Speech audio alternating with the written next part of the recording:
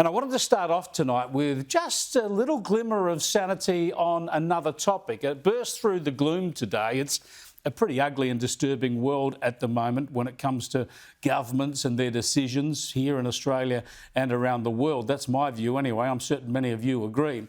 But former Federal Treasurer Peter Costello, one of the best treasurers this nation has ever had, well, he was speaking in Sydney today and he reminded us really why he was such a good treasurer. That is, he knew that government wasn't always the solution to everything.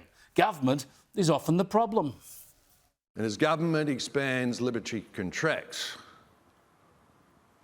I'm still astounded at how easily and how unnecessarily citizens gave up freedoms to government under the threat of COVID.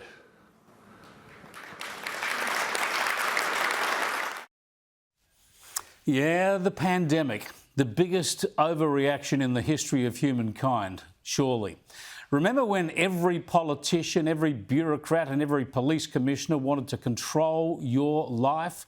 Your basic liberties were curtailed, whether it was necessary or not, and your neighbours dobbed you in if you did something revolutionary, like had some friends over. And Costello is Victorian, of course, so he felt the worst of it.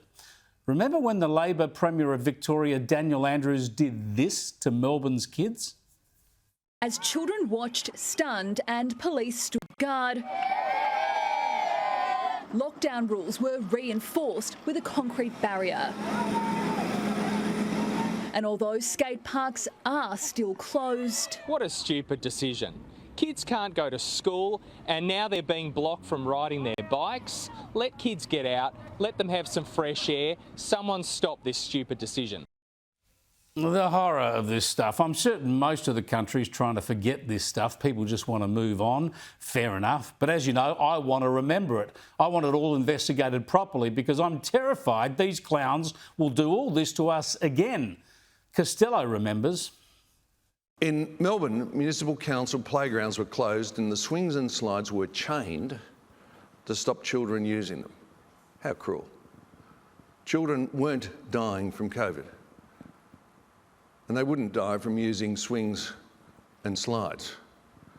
This moronic government even decided to institute a nighttime curfew. For a period, you were not allowed out of your home after 9 p.m, not to walk alone, not to drive alone.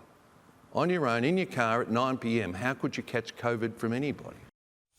Yeah, it was pretty terrible to see how panicked our governments became, how much power they were quick to grab, how they censored and misled us, how they used fear, and how most of the media were accomplices in the fear campaigns, how so many people were only too keen to surrender their rights, perhaps driven by that fear, but also how many people unleashed their inner police sergeant mentality, their inner community dobber, and their inner dictator. Exercise is just that. It's not an opportunity for 7 families to catch up in the park. There will be no removal of masks to consume alcohol outdoors. Playgrounds, basketball courts, skate parks and exercise equipment, despite the fact that it's outdoors, will be closed. A whole bunch of people down the Ryback Beach last night who thought the best thing to do was to go and watch the sunset. I'm sure it was a beautiful sunset. But that's not in the spirit or in the letter of these rules. How could they have done this? And how is it that more people didn't revolt? They used rubber bullets to shut protests down in Melbourne and stop people protesting who just wanted to not be forced to get a jab in order to keep their job. They arrested a pregnant woman in her own house for daring to dissent. They stopped people crossing borders for medical emergencies or to be with loved ones or to bury them. This was the worst of us on display.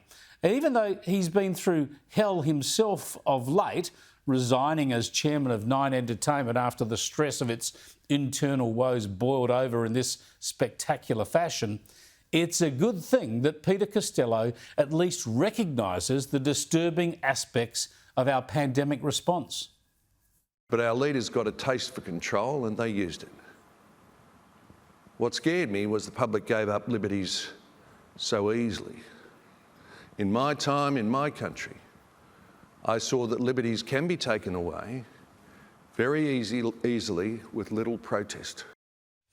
Now, Costello uses this as a salient warning against giving governments too much power. Fair enough. Let's hope that warning hasn't come too late. But what else should we do about the COVID response? Well, any remaining COVID vaccine mandates need to go, of course, that's for sure. And we simply have to have a proper Royal Commission into the COVID response, which the Albanese government has refused to do. Anything less than a full Royal Commission is not only an insult to every citizen of this land, it's also incredibly stupid. Because if you don't think you can learn anything useful from examining the failures and the successes of our pandemic response, then you shouldn't really have a role in government.